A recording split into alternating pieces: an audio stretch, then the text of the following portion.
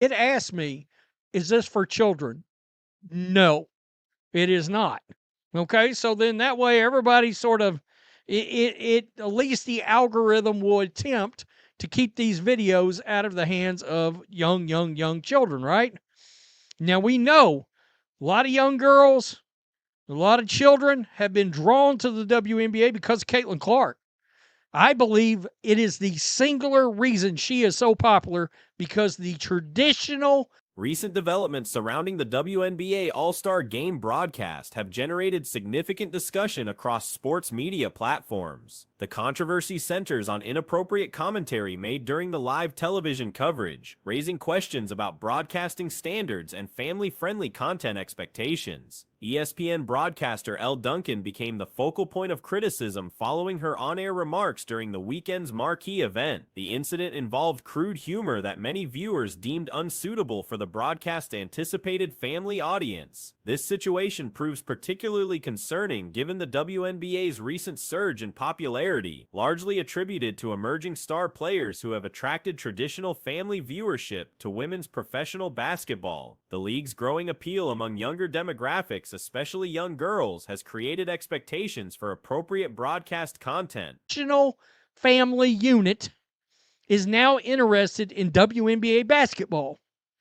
All right, the nuclear family, let's call it, right?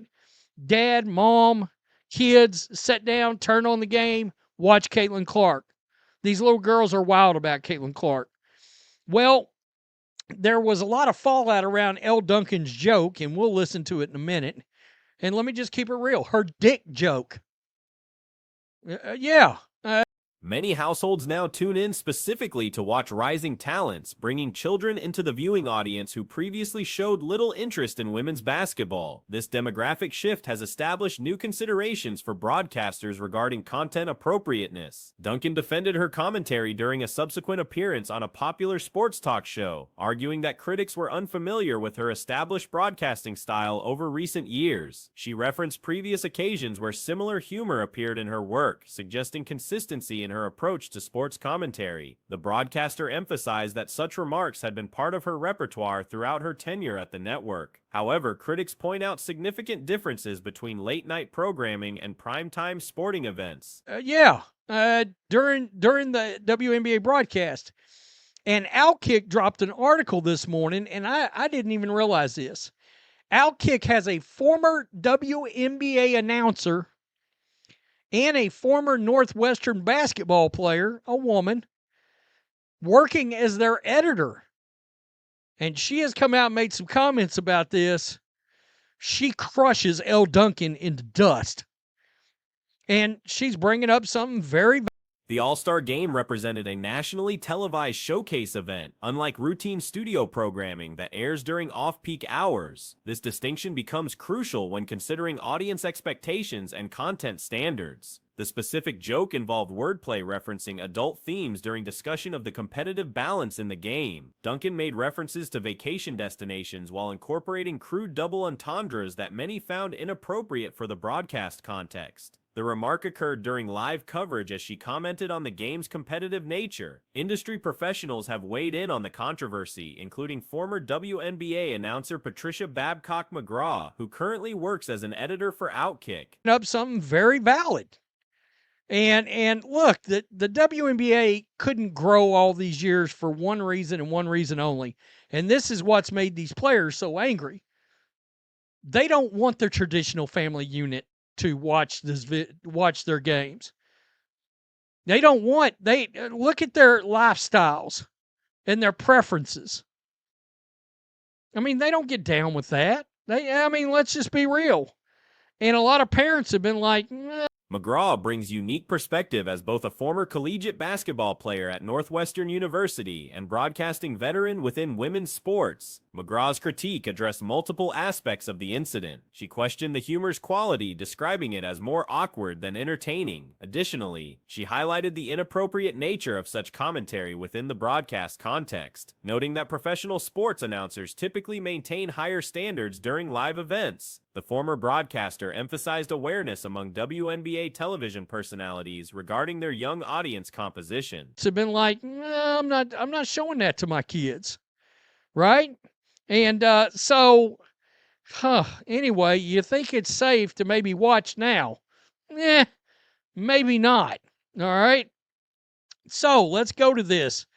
Uh, ESPN anchor Elle Duncan joined the Dan Le Batard show this week, defending how she made a, quote, dick joke on air during the WNBA All-Star game. Quote, my thing with the Cancun joke is, I feel Many announcers consciously avoid content that might create uncomfortable situations for parents watching with children or that could be deemed inappropriate for younger viewers. This professional consideration reflects understanding of the league's demographic evolution. McGraw drew comparisons to hypothetical scenarios involving male broadcasters making similar comments during major sporting events like championship games. She suggested that equivalent remarks from male announcers would likely result in immediate employment consequences, highlighting potential double standards and how different broadcasters face accountability for inappropriate content. The criticism extends beyond the individual incident to broader questions about network consistency in enforcing content standards. I feel like whenever I say something, it's like sometimes a reintroduction for some people who clearly don't know me or my work over the last 10 years. You don't have to watch ESPN Sports Center to watch a WNBA All-Star game. We don't care about your work. We don't care about what you've done. Hey, God, get over yourself. Quote, I'm like, bro, I said on air one time that if you celebrate too early, it's... McGraw referenced other ESPN personalities who faced professional consequences for less egregious infractions, suggesting inconsistent application of company policies across different employees.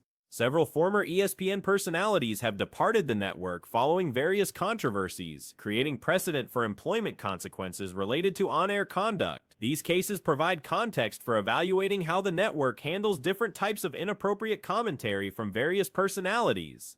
The controversy reflects broader tensions within WNBA coverage as the league experiences unprecedented growth. Traditional sports broadcasting approaches must adapt to changing audience demographics while maintaining professional standards appropriate for diverse viewership. Right too early, it's called premature ejaculation.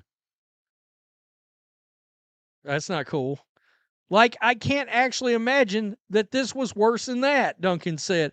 Yeah, but people didn't set in and tune in to Sports Center. I mean, that's the thing. I mean, come on. This is not the same. You were on a national broadcasted event, not some episode of Sports Center that's showing at 3 a.m. in the morning. Industry observers note that the incident highlights challenges facing sports media as leagues expand their appeal to family audiences. Broadcasters must balance entertainment value with appropriate content standards, particularly when covering leagues that attract significant youth viewership. The situation also underscores ongoing debates about consistency in media accountability across different demographic groups and political perspectives. Critics argue that selective enforcement of standards undermines public trust in major sports networks and creates perception of bias in personnel decisions. Network executives face pressure to address such incidents while maintaining consistent policies across all broadcasting talent. But sure, try to be cute. Quote, I feel like I constantly have to remind people I've been saying things like this for 10 years, and I have been at ESPN. Well, that shows you the hypocrisy of ESPN, because they'll fire somebody like Sam Ponder or Sage Steele. So right here, let's listen. Season long. So, all right. Yeah, well, again, we hope it gets a little bit more competitive because, like a girls' trip to Cancun right now, there's no D. It's a 22-point game for Team Collier. That's a walk-off. The challenge involves balancing entertainment elements that engage adult audiences with family-friendly content that welcomes younger viewers to women's sports. This controversy occurs amid the WNBA's most successful period in terms of viewership and cultural relevance. The league's growth has attracted mainstream attention and traditional sports fans who previously ignored women's professional basketball. Maintaining this momentum requires careful consideration of factors that might alienate newly engaged audiences. The incident serves as a reminder that broadcasting standards for professional sports events should reflect the diverse audience composition and family viewing expectations. And shout out to Tony East for this clip. This opportunity mean to you to join the Fever, and what's special about this opportunity for you? Yeah, I mean, obviously I'm really excited. I had some stint there at Golden State, and it was a great time. So yeah, went over, played with Australia, won a gold there, and that was great. So just to be back in the W and have another crack is really exciting. Really grateful for this opportunity here with the Fever, and just excited. What's it like to get up to speed so quickly? Obviously having to learn some of the plays, probably watching film. I mean this when I say this. As women's sports continue expanding their reach, industry professionals must adapt their approaches to maintain broad appeal while preserving the entertainment value that attracts viewers. Future broadcasting decisions will likely consider this controversy's lessons regarding appropriate content for marquee sporting events. The balance between engaging commentary and family-friendly standards remains crucial for sustaining the WNBA's current popularity trajectory and continued audience growth across diverse demographics. The Indiana Fever recently acquired Chloe Bibby with expectations that she'll make her debut against Chicago Sky. This matchup likely features Ariel Atkins sidelined due to injury, while Angel Reese remains available for Chicago. He's probably watching film. I mean this when I say this. This is not an insult. If you are a big, I'm not joking when I say this.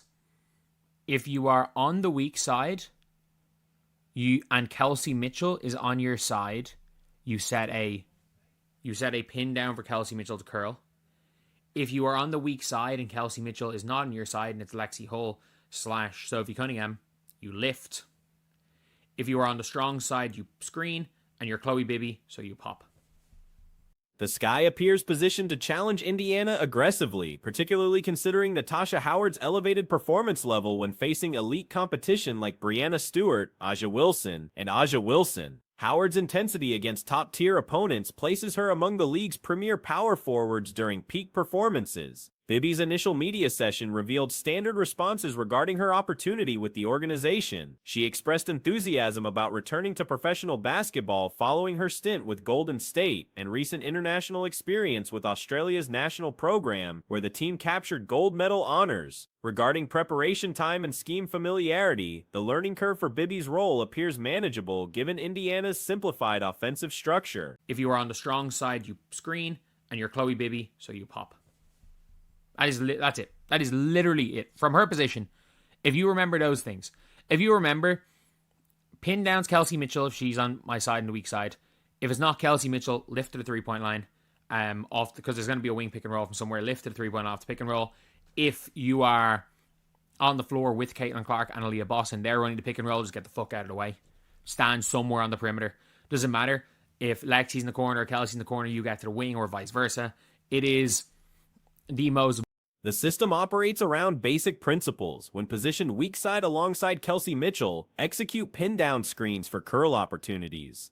Without Mitchell on the weak side, players lift toward the perimeter. During strong side positioning, screen and pop actions create spacing, particularly suited for Bibby's skill set. The core concept revolves around creating space for Caitlin Clark and Aaliyah Boston pick and roll combinations. Supporting players maintain perimeter positioning while avoiding congestion in primary action areas. Or vice versa.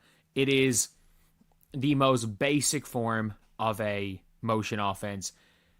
And this team does not run multiple rotations. This is the most basic motion offense where before the ball gets into your hands, someone's probably done some dumb shit. So just shoot if you're open, and if not, pass to either Kelsey for a shot. Either pass it to Kelsey if she's open. If not, just get the ball back to CC or AB. And maybe avoid getting the ball to Ari McDonald when Caitlin's not there. Like, it's not a difficult offense. Whether Lexi Hull or other shooters occupy corner spots, the remaining players distribute along the wings appropriately. This represents fundamental motion offense principles without complex rotations or multi-layered concepts. Player responsibilities remain straightforward: shoot when open, otherwise locate Mitchell for scoring opportunities, or return possession to Clark or Boston for continued development. The system avoids complicated ball movement through players like Ari McDonald when Clark isn't orchestrating. These simplified responsibilities should allow quick integration for new personnel. It's not a difficult offense. The plays aren't difficult. to catch up on what you have missed. Yeah, everyone's been super great, really helpful. So, just kind of taking all in my stride right now and one step at a time. But everyone's been super helpful, so it's been good transition so far. Where were you when you got the news or got the call that the people were picking you up? I was in China. Oh, wow. Yeah. Wow. So how quickly were you, just scramble mode then, coming over to the States, like pack a bag and go? Well, yeah, I was already in, so I went from San Francisco to China. Bibby confirmed positive reception from teammates during her transition period, describing helpful attitudes throughout the organization. The adjustment process proceeds step by step with adequate support from established players. Her signing occurred while competing professionally in China, requiring immediate travel arrangements to join the roster. The transition from San Francisco to China to Indianapolis happened rapidly, though she'd already maintained some belongings stateside from previous WNBA experience. Despite the hectic timeline, she expressed appreciation for the opportunity. Well, yeah, I was already in, so I went from San Francisco to China, and so then I didn't really get to go back to Australia. So just from China, I was like, well, I already have some stuff packed, so then just come back over here, back to America. So yeah, it was good. It all happened pretty fast, but as I said, super grateful for the opportunity. Does it still feel chaotic now that you've been with the team for a day, or do you feel like a little bit settled now after I feel a little bit settled. I have had a lot of sleep, which is great, so I think I've got over the jet lag a little bit, so feeling good. You had the chance with Golden State to play against this Fever team. What were kind of your impressions then, and how do you feel like you can fit into what they do?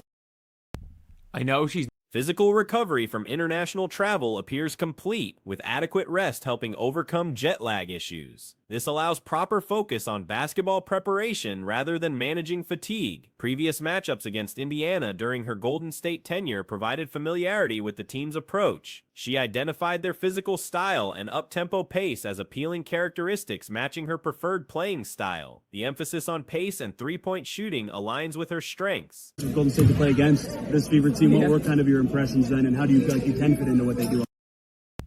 I know she's not going to say it, but I really, really want her to say, I mean, it was my first career game and I killed it. But without my 11 points, we don't win that game. Now I'm on this team. Can't wait to beat Golden State next time. Like, she's not going to say it, but I would love for her to say that. There are plenty of NBA players who would say that, but I would love if she said that. She's not going to, obviously. Yeah, for sure, obviously. Team instructions emphasize bringing energy and maintaining their preferred pace while finding scoring opportunities within offensive flow. Building chemistry requires time, though early interactions suggest positive team dynamics. Her background includes competitive experience against most current teammates through college or professional contests, providing some existing relationships. While lacking direct teammate experience with current roster members, these competitive connections offer foundation for team integration. Travel time during road trips provides additional opportunities for scheme study and relationship building, which should benefit the integration process. Yeah, for sure. Obviously, really physical team, tough, fast pace, and I like that fast, style. So I think that suits me a lot. Fast pace, shoot through ball, and I think that's exactly what I do. So hopefully I can find my strides here and get into some. Has that been similar to what they've kind of instructed you that they hope you will do here? Yeah, I think just as long as I bring some energy and fast pace everything, and just try to find my shots within the offense and just getting to know the girls and chemistry and stuff. It takes time, but to try and build that quickly, and everyone's been really good so far. Bibby's comments about enjoying physical, fast-paced basketball raise questions about Indiana's actual pace without Clark orchestrating. The team demonstrates ability to accelerate tempo during specific game stretches, as evidenced by dominant periods against Las Vegas. However, sustained pace becomes more challenging without elite facilitators consistently pushing transition opportunities. Clark's court vision and willingness to attempt long passes every possession naturally creates faster tempo. Without such orchestration, maintaining pace requires different approaches and potentially more effort from role players.